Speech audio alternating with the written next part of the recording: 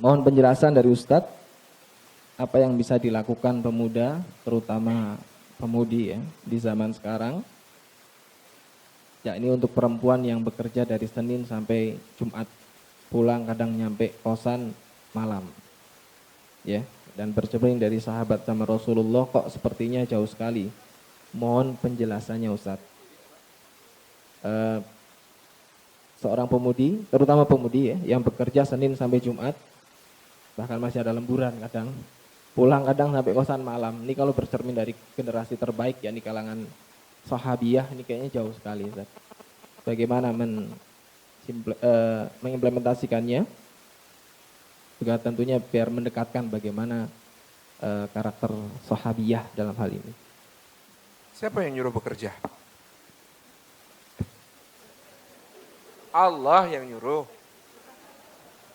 Wa qul i'malu ala makanatikum inni amil. Kata Allah kepada Rasulnya sallallahu alaihi wasallam, katakan hai Muhammad, bekerjalah kalian di dalam posisi-posisi kalian. Sesungguhnya aku juga bekerja. Aku juga berbuat. Wa qul i'malu fasayarallahu amalakum. Maka katakan hai Muhammad kepada umatku, bekerjalah kalian sehingga Allah, Rasulnya dan orang-orang mukmin akan melihat hasil pekerjaan kalian itu, mengapresiasinya.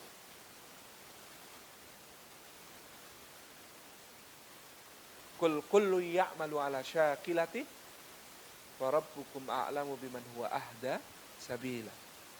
Katakan hai Muhammad, setiap orang beramal ala syakilatih. Mungkin dulu orang Inggris ngarang kata skill itu dari sini. Skill. Setiap orang beramal di atas berbagai tantangan dan keterampilannya masing-masing. Maka Rabb kalian mengetahui siapakah yang lebih mendapatkan petunjuk di dalam jalannya. Jadi bekerja ini diniatkan karena Allah, bekerja ini diniatkan dalam rangka memenuhi perintah Allah dan mengikuti sunnah Rasulullah SAW, maka pekerjaan ini adalah mulia. Cuma sebagai seorang mukmin dan mukminah, kita bukan cuma bekerja keras, tetapi lebih-lebih adalah bekerja ikhlas karena Allah. Itqon ditekuni sampai ahli, ihsan dilaksanakan kalau bisa melampaui harapan orang-orang yang menikmati pekerjaan kita, gitu ya. Hatta tukang sapu itu kalau ihsan itu nggak ada pemerintah kota, kabupaten, provinsi yang mampu bayar. Kalau tukang sapu levelnya cuma tukang sapu UMR, serak UMR, ya UMR itu masih bisa dibayar. Tapi tukang sapu yang kayak begini yang kuat bayar siapa coba? Ya Allah, ini saya sapu agar bersih ya Allah. Kalau bersih mudah-mudahan gak ada yang kesandung ya Allah. Kalau bersih mudah-mudahan gak ada yang kepleset ya Allah. Kalau bersih mudah-mudahan orang tertular hidup bersih. Karena kalau ada sampah itu orang juga ringan membuang sampah di sini ya Allah. Ini saya bersihkan agar semua orang sadar jaga kebersihan itu penting. Ya Allah, ini saya bersihkan agar setiap kali orang menjaga kebersihan dan melihat tempat yang bersih, mereka kemudian tahu bahwa tahuru syatrul iman, kebersihan kesucian itu bagian dari keimanan. Ya Allah, ini saya bersihkan rapi tempat ini supaya setiap orang yang melihat keindahannya akan bertasbih memuji namamu ya Allah. Ini kira-kira orang yang nyapunya begini, siapa yang kuat bayar? Kalau isi hatinya tukang sapu kayak begini, ini tukang sapu siapa yang kuat bayar? Gak ada manusia yang kuat bayar tukang sapu yang begitu. Hanya Allah. Oleh karena itu jangan cuma itu kan ihsan, sampai level ikhlas kerja itu. Kenapa? Ikhlas itu gak ada isi dunia, kata Ibnu Qayyim Al-Jauziyah, yang bisa dipakai untuk bayar. Makanya amalnya ikhlas itu biasanya hanya dibayar oleh Allah di akhirat. Kenapa? Karena tidak ada seisi dunia yang cukup berharga untuk membayar amal yang ikhlas.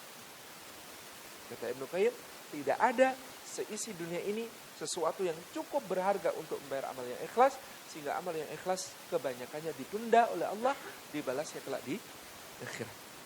Nah, setelah ikhlas yang sangat penting ini, barangkali diantaranya yang lain adalah kerja cerdas. Kerja cerdas itu waktunya sedikit gitu ya. tempatnya enak, hasilnya besar. Bisa. Ini teman-teman akhwat yang muslimah, mulai berpikir, gunakan anugerah Allah, pemikiran kita ini untuk memikirkan yang seperti itu. Misalnya bekerja dari rumah, oh Masya Allah, apa yang bisa kita kerjakan dari rumah? Daripada ngantor, setiap berangkat mentari belum muncul, ya Allah mentari sampai malu, diduluin terus gitu ya. Pulang, mentari sudah pergi gitu ya. Nah, coba difikirkan sekarang apa yang bisa kita lakukan gitu ya. Nah, ataukah kalau memang di kantor itu ada makna tersendiri. Misalnya di kantor, saya bisa membina perkantoran ini sampai orang-orangnya soleh semua. Padahal ini adalah kantor pelayanan publik. Kalau pelayan publik semuanya soleh, maka kemudian masyarakat akan baik. Kenapa mendapatkan pelayanan publik dari orang-orang soleh? Tapi kalau misalnya kita bisa mempertimbangkan, saya nggak di situ, nggak berubah banyak, ya gitu-gitu aja. Atau sudah baik kok ini memang saya tinggalin, alhamdulillah tetap baik. Atau ini saking jeleknya saya di situ juga malah ketularan jelek, saya keluar juga alhamdulillah malah nggak ketularan jelek gitu. Kita mempertimbangkan opsi-opsi itu. Di situ bisa melakukan perubahan, di situ bisa memberikan kontribusi bagus, di situ bisa kemudian menjadikannya lebih baik. Maka saya syaratkan bertahan di situ, yaitu pengorbanan. Apa sahabat Rasulullah ada yang begitu? Yang kemudian meninggalkan rumah lama banyak gitu? Ada juga sahabiah yang begitu. Dengan catatan tadi, kontribusinya ada, terukur. Kalau tidak, memikirkan alternatif-alternatif. Bisa bekerja dari tempat yang nyaman, aman terutama bagi muslimah.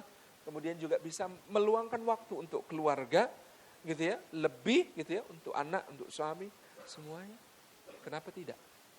Kenapa tidak dicoba alternatif seperti itu? Jualan online, sekarang pasar kan pindah. Kita jualan nggak usah ke pasar. Pasarnya kita pindah ke rumah kita.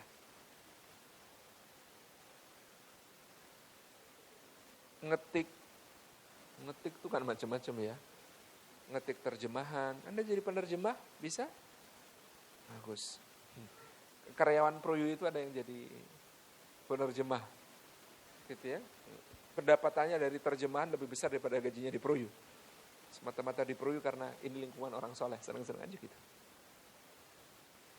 Anda jadi penulis skrip, nanti belajar dari Mas Umar dan teman-teman kru yang lain, ada Mas Banu ya, teman kita yang sangat produktif menjadi penulis skrip. Kerjain dari rumah. Gitu. Kerjaan-kerjaan yang bisa dikerjain dari rumah macam-macam gitu ya. Bisa bikin kantor. Small office, home office gitu ya. Soho nggak usah pusat perbelanjaan, tapi tempat kita bekerja di rumah kita. Gitu ya. Apalagi? Kerjaan-kerjaan yang asyik gitu. Arsitek, kerjaan desain dari rumah dong.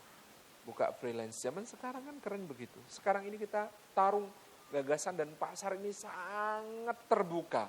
Dulu orang percaya bikin bangun rumah misalnya ke perusahaan arsitektur Bonafit kan gitu. Sekarang arsitek mandiri, freelance juga nggak kalah dipercaya daripada yang ngantor di kantor yang definitif sebagai sebuah perusahaan arsitek ternama. Enggak. Zaman ini zaman yang memungkinkan kita menyiasati semuanya. Dulu bapak-bapak kita, ibu-ibu kita ngantor karena ngantor itu masih masuk akal. Sebelum ngantor nyium anak, bawa anak sambil ngantor ke sekolah. Saya ingat dibonceng bapak saya pergi ke sekolah gitu ya. Lalu bapak saya pergi tindak kantor. Karena zaman bapak saya ngantor masih masuk akal. Ibu saya ngantor masih masuk akal. Zaman Anda ngantor sudah nggak masuk akal. Berangkat anak belum bangun, pulang anak sudah tidur gitu kan. Sudah nggak masuk akal. Maka Anda harus memikirkan alternatif yang lain. Memikirkan cara yang lain supaya bisa memberikan quality time tepat untuk orang-orang yang paling menentukan kualitas Anda di dunia dan di akhirat itu cirinya. Nah, ini sahabiah Rasulullah, ada yang berangkat berjihad fisabilillah, ada yang naik kapal bahkan kemudian sampai ke ujung dunia seperti saudarinya Ummu Sulaim gitu ya. Siapa? Jadi lupa sendiri. Bintu Milhan ini luar biasa. Sampai kemudian ke negeri-negeri yang jauh. Tetapi bagaimana mereka mensiasati itu semuanya menjadikan quality time untuk keluarga ini menjadi suatu hal yang penting. Jadi kerja kerasnya iya, luar biasa, pahalanya besar. Kerja ikhlasnya harus kita perjuangkan, latih selalu. Kerja cerdasnya mulai deh dipikirin dari sekarang. Katanya manjadda wajad. Itu doang dipasang di mobil tiap hari manjadda wajad, tapi berangkatnya pagi, petang gitu ya, nggak berubah-berubah. Jaddanya di mana? Wajad insyaallah. Siapa? Lengkapnya bahasa Arabnya begini.